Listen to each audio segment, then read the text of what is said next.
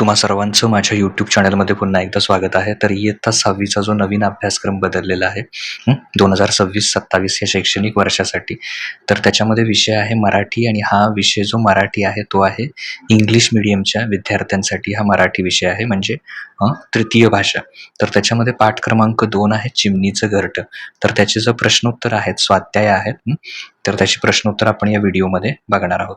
तर त्यातलं पहिले प्रश्न जे आहेत ते आहेत आम्हाला हे समजले. पाठ वाचून त्यातले जे घटक तुम्हाला समजले त्याच्यावर आधारित हा प्रश्न आहे. पहिला आहे आकृती पूर्ण करा.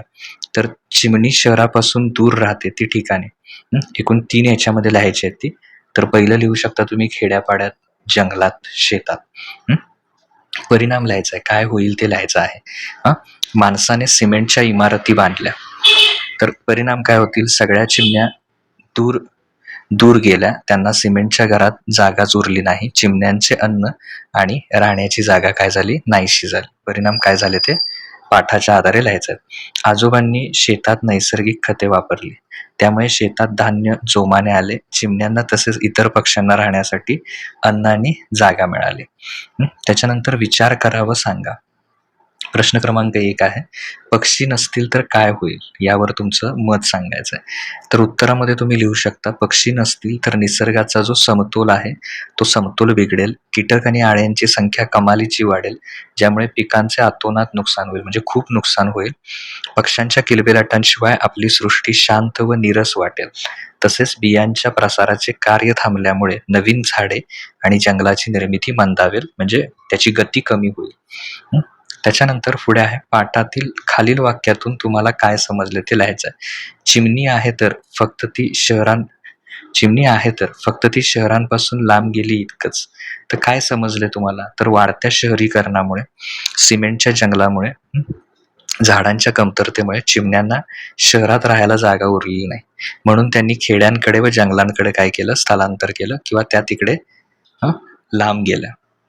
माणसांची हाव वाढायला लागली.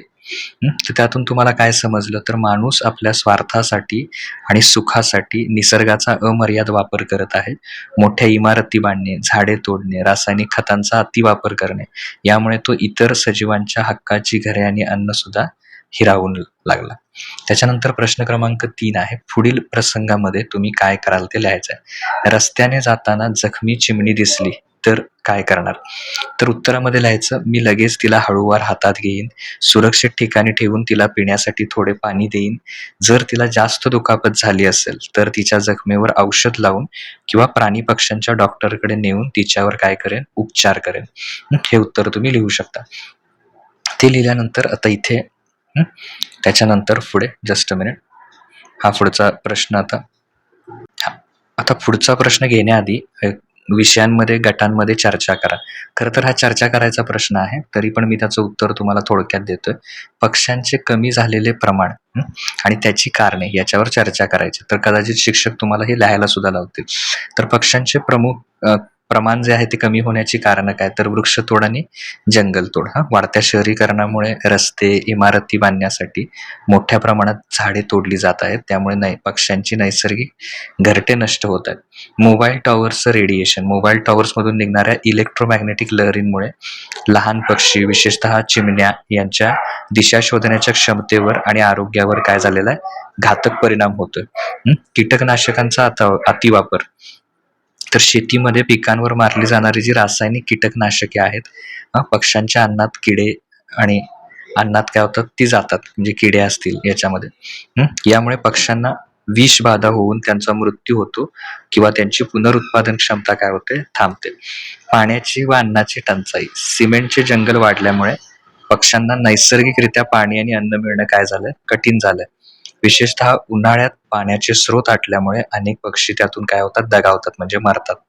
त्याच्यानंतर पुढे आहे प्रदूषण, हवेचे आणि ध्वनीचे वाढते प्रदूषण पक्ष्यांच्या आरोग्यासाठी अत्यंत घातक ठरत आहे. तर हे त्याच्यामध्ये तुम्ही लिहू शकता. तर त्याच्यानंतर पुढचा प्रश्न आहे खेळू या शब्दांशी. याच्यामध्ये चिवचिवाट या शब्दासारखे आणखीन नादमय शब्द शोधा. तर काय लिहू शकता तुम्ही? किलबिलाट, फडफडाट, घोंगावणार, गडगडाट, झळझळाट. तर हे शब्द तुम्ही काय लिहू शकता? त्याच्यामध्ये ऍड करू शकता. ओके.